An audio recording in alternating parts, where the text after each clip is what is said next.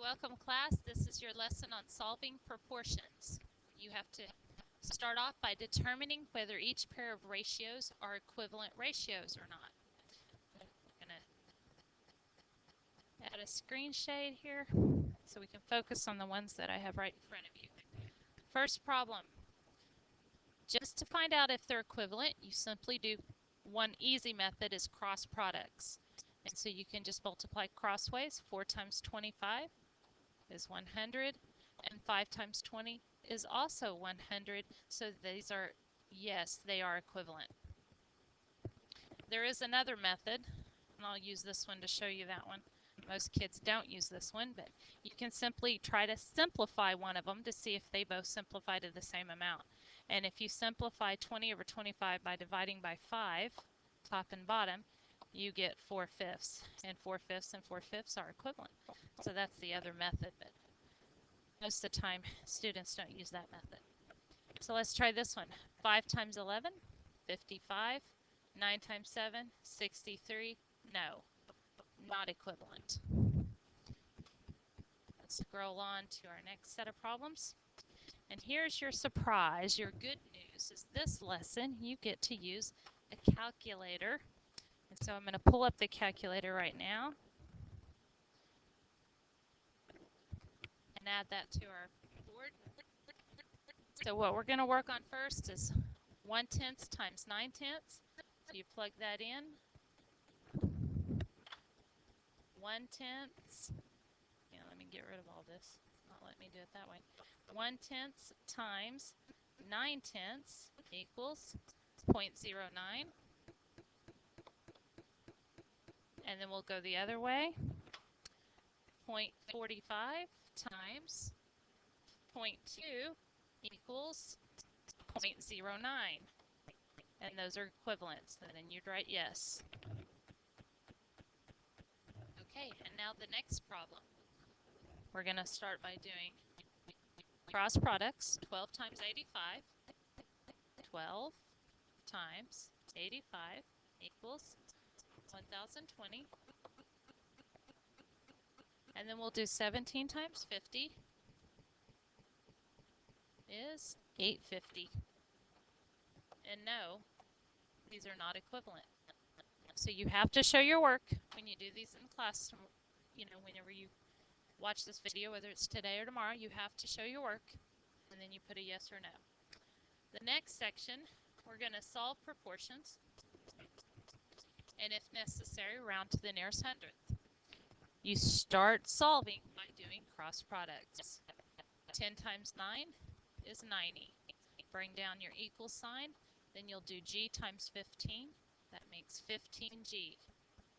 Then to get rid of it, now it's just a one-step equation. To get rid of your 15, we'll divide it over here into 90. And then 90 divided by 15 is 6. So g equals 6. And there's your answer.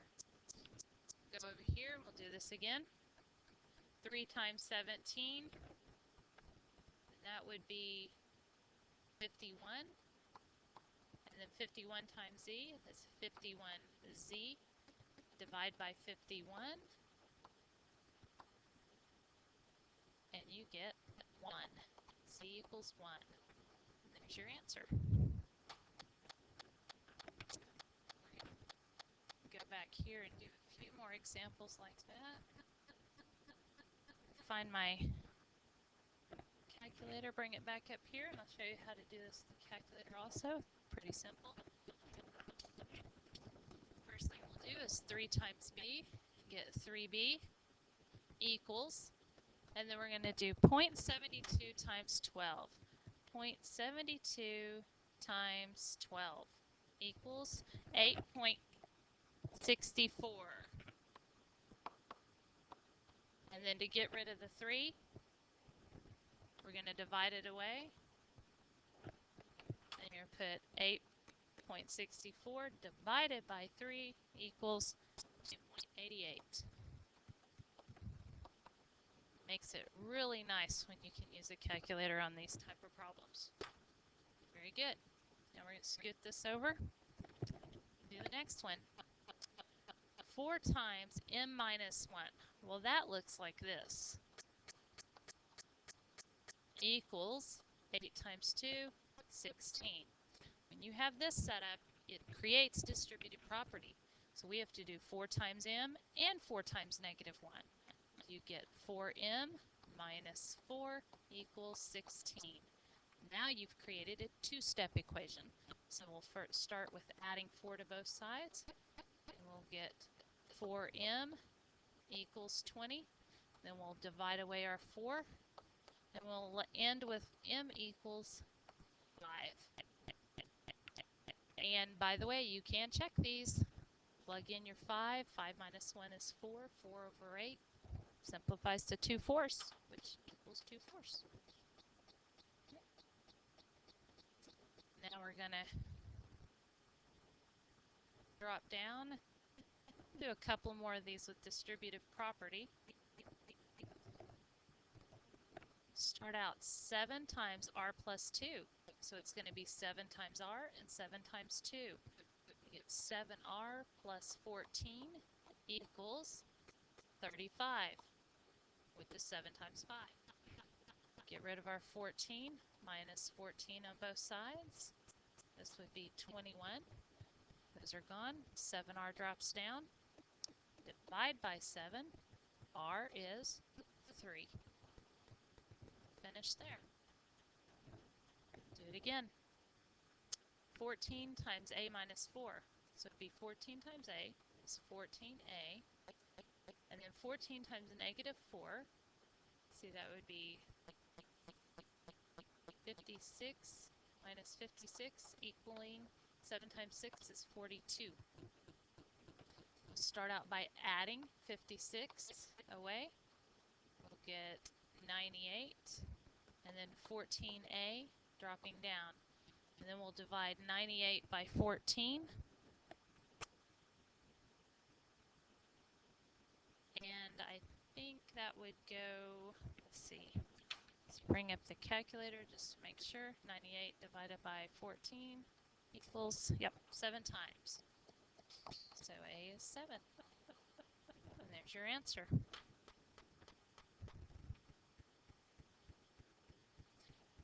You're going to see word problems. A lot of word problems with proportions. And this is something that you're going to see on your EOI too and your 8th grade test. Lots of word problems.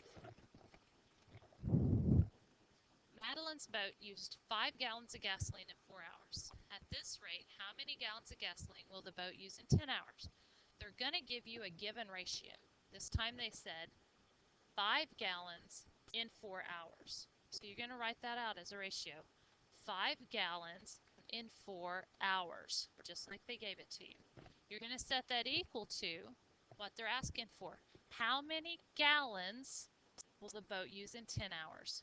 So that's what we're solving for, is gallons in 10 hours. The key to setting up your proportion equations is that your units have to match. If their hours are in denominator on one, they have to be in the denominator on the other one. They have to match straight across. And now you just solve it like solving a proportion problem now. 5 times 10 is 50. And 4 times g is 4g.